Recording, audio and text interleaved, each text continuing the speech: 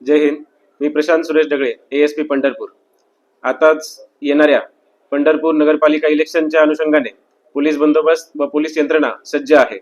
5 मुद्दे जे आहेत ज्याबद्दल मी आपणास सांगणार आहे.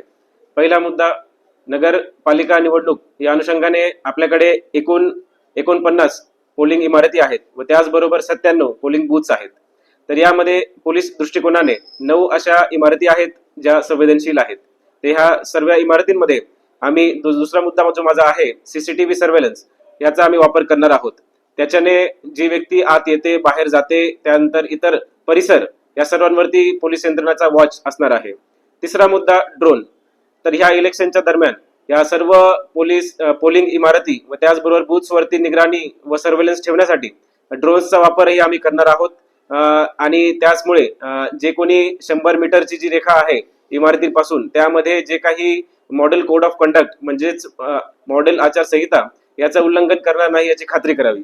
चौथा मुद्दा, पोलीस बंदोबस्त. तर ह्या 2 तारखेला येणाऱ्या आपल्या इलेक्शन मध्ये व त्याचबरोबर 3 तारखेच्या काउंटिंग मध्ये पोलीस बंदोबस्त तैनात केलेला आहे. त्यामध्ये 1 DYSP, 4 PI, 12 PSI व API दर्जाचे अधिकारी व त्याचबरोबर 210 पोलीस अंमलदार, 126 होमगार्ड्स, 1 RCP व 1 सेक्शन SRPFचा आपल्याला देण्यात येणार आहे. त्याचबरोबर 5वा मुद्दा, या सर्व नगरपालिकेची जी निवडणूक आहे त्यामध्ये पोलीस प्रशासनाने वेगवेगळ्या माध्यमातून कायदा व सुव्यवस्थेच्या अडचणींवरती आळा घालण्यासाठी प्रयत्न केला आहे. त्यात सर्वात महत्वाचा पैलू म्हणजे प्रतिबंधक कारवाई. तर ह्या वर्षी ह्या निवडणुकामध्ये विशेष करून पंढरपूर शहराचा जो भाग आहे ज्यामध्ये ही नगरपालिकेची निवडणूक होणार आहे, त्यामध्ये MPDA ची संख्या आम्ही 4 व्यक्तींना MPDA केलेला आहे. त्याचबरोबर 21 लोकांना तडीपार, जे आपलं महाराष्ट्र पोलीस ऍक्ट याच्या 55 व 56 सेक्शनच्या अन्वये 21 लोकांना आपण तडीपार केलेला आहे. हे पंढरपूर शहराचं मी सांगत आहे. 29 लोकांवरती 110 ची CRPC ची कारवाई केलेली आहे, जे की आता 129 BNSS च्या अनुषंगाने होत आहे. त्याचबरोबर 92 लोकांवरती 107 ची कारवाई CRPC च्या अनुषंगाने झालेली आहे. त्याचबरोबर 20 लोकांवरती दारूबंदी अधिनियम सेक्शन 93 ची कारवाई केलेली आहे व त्याचबरोबर 112 लोकांवरती 163(2) त्यानुसार एक सूक्ष्म काळासाठी त्यांना तडीपार हे आम्ही केलेले आहे.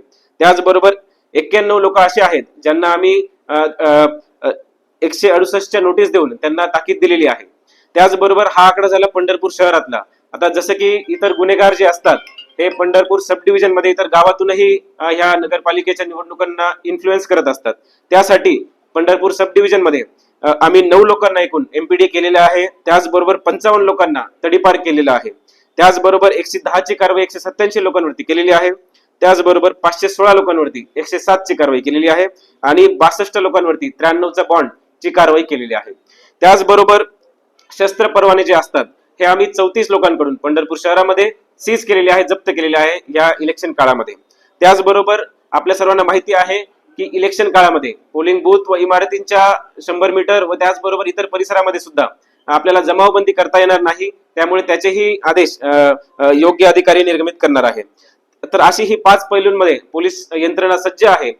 त्यामुळे मला सर्वांना एक गोष्ट सांगायची आहे की कुठलीही जी काही कोणाची गय केली जाणार नाही. जोही या मॉडेल कोड ऑफ कंडक्ट व त्याचबरोबर इलेक्शनचे जे काही रूल्स आहेत त्यांचं जेही काही भंग करतील त्यांच्यावरती कठोरातली कठोर कारवाई पोलीस प्रशासनाद्वारे केली जाईल.